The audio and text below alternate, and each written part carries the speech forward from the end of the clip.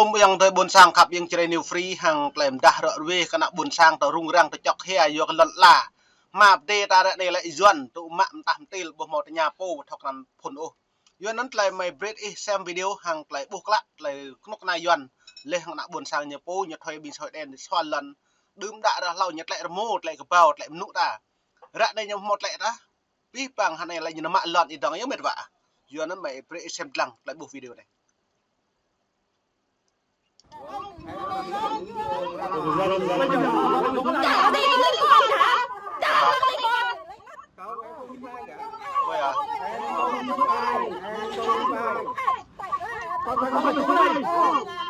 trái này rồi lật lan rồi bạn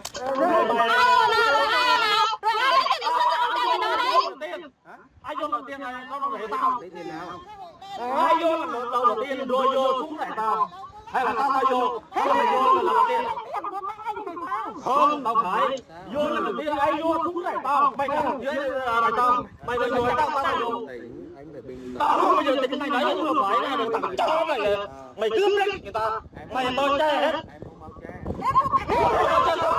che bây giờ mày à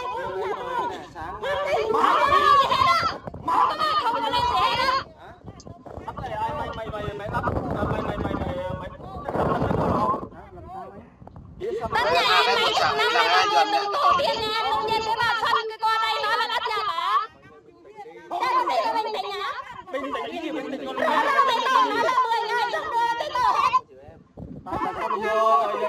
vô rồi tao ví dụ như nhà chú đi nếu mà chú có bình tĩnh không chả có gì có bình tĩnh cả vô rồi tao không bao giờ bình tĩnh tạm lại mày cái đó mày mời chúng ta lên xã làm việc rồi ok luôn này con nói này bây giờ mày chú kêu nhà con lên làm việc sau một mỗi lần cái bà Xuân lên làm việc không ai ra hết bà Xuân cướp đất của tôi cái bà Xuân lên cũng đất mày làm cái hết bà Xuân mới nói với anh này thì sáng mai thì ai lại kêu người đó lên làm việc không có tôi nói gì hết đâu không có nói gì hết đâu không có bà Xuân mày chặt cổ mày luôn ok mai lên xã là có người làm việc hết mẹ mày người ta còn chó mày đảo thôi mang đi lên rồi lại nói cái em này kia mai lên chứ ạ mai lên ủy ban xã không có bà Xuân mày ra nó chịu tao không từ khi có bà Xuân mày đã đăng điều khiển lên rồi mày nói chuyện mày hẹn mấy giờ 8 giờ ngày mai đưa đây không có bà Xuân không có bà Xuân không thôi mày đưa giấy tao ra chẳng có gì 8 giờ hết đó mày lừa đó đúng là nó còn lừa đảo chồng chưa chồng chưa cái đó là giả thôi chồng chưa cái gì đi mày đưa đây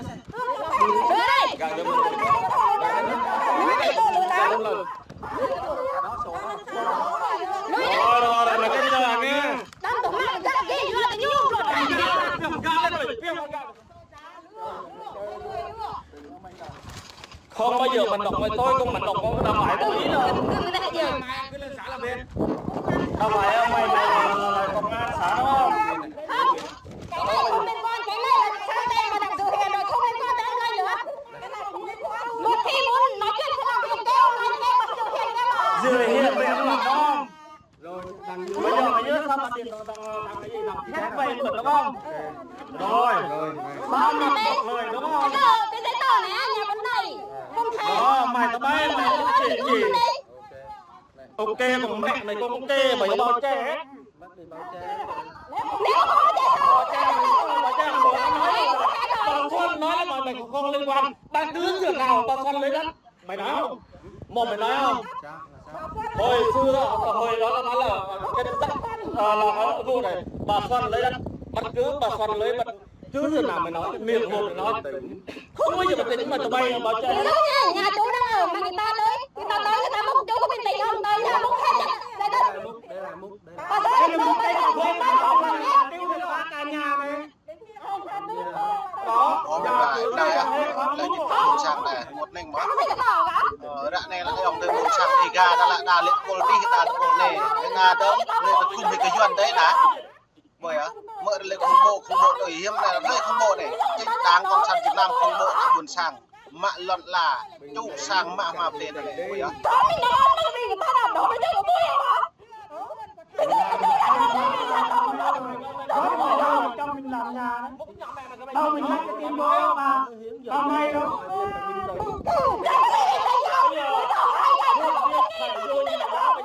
Tại sao mày vô rẫy? Rẫy của tao. À nơi ngồi nhà thế là có người làm chứng không? Chứng minh sang bên có người làm chứng mày không? Mày mua đất. Thì em nói là sáng mai là Mày ở ngoài này là con người bằng chứng. Mẹ Không có ai kiến của mày. Mày đó. Rồi nói đâu Rồi. nếu tao lúc đầu muốn giải hóa muốn giải quyết trong em đêm á thì lúc đó đã giải quyết em đêm nó cũng lúc đất rồi tao muốn cái giải quyết em đêm cái quái gì nữa Nhưng mà sao lại múc đất này lên? Việc chưa xong mà sao lại múc đất như này? thế đó Sai còn mẹ ơi bình tĩnh. Chưa rồi mày luôn. Đập thử. Không bao giờ tao đập tao lớn mồm tao nói thôi. mắc gì chụp luôn thì chắc là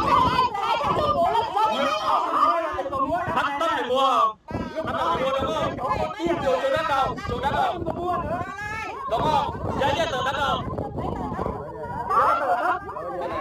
Giấy tờ đất, chủ đất đâu? Người là làm chứng. mấy cái giấy tờ này nhà tao đây nhá Có người làm chứng, cái bên người làm chứng không? rồi thì sáng mai. Rồi. Mày nói là người làm chứng đúng không? Sáng mai. Bố mày nói làm chứng đúng không? 10 người làm chứng đúng không? Người làm chứng kế bên người ở bên cái này đây không? Sáng mai lên sáng. Rồi, tao nói mày đúng không? Tao nói mày có người làm chứng kế bên người làm chứng đất này là đất mày không? Hồi xưa đến bây giờ bên đây đất là của bố mẹ của mình chia lại đúng không? thế này là này bỗng ra đến vô này là ngay nè cô đến vô này là lúc đầu từ bà Xuân nói đây múc này nè nghĩ sao ngày đầu tiên là nói 3 tỷ từ 2 ngày nói 5 tỷ ba cái ngày múc nói 10 tỷ chẳng có lý do nữa chẳng có lý do gì cả Bao chết đất nhà tao nhưng tao muốn nói gì chả được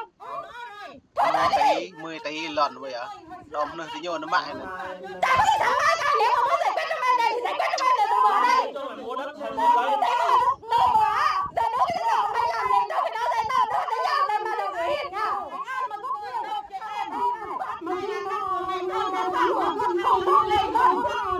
Rồi nó để thằng thép ba mặt vào lại nha. gọi mà gọi cái Rồi thằng thép nghe thép để lừa đảo bây giờ đúng không? Rồi từ tao đánh ba mặt lại ai đúng ai sai tao chặt chân tao bay luôn.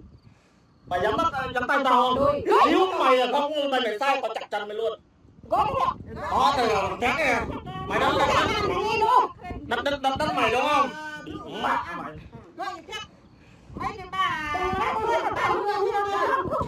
làm gì có cái vụ mà người này một tháng người này một kia ngày một tháng người kia mọi người bây giờ sang tên giấy tờ xe này kia của người ta cũng để 2-3 tháng người ta mới sang tên một lần đằng này nghĩ sao có 1 tháng mới sang tên 3-4 lần một người mẹ bà Xuân bà xít tên thì Hà Tĩnh ba đằng tầm trung tầm bắc ở Trường Cao em bảo Tân Giang Giang chưa vào bây giờ nói là hộp lốc hạt đánh tê này khoa lọt lại như vậy quay lúc nào cũng quay hết mà mình quay không được không có liên quan gì hết không có xuống gì hết á tao bay thành ra là chỉ vô tù như chơi thôi lừa đảo nha. ủa thế tới này giờ ai làm ca chú thấy không rõ ràng nhà này đất này là nhà con à xuống nhà trước thì nó mấy chục năm rồi không biết tại sao Thì em mới xuống mời các anh lên đây mà.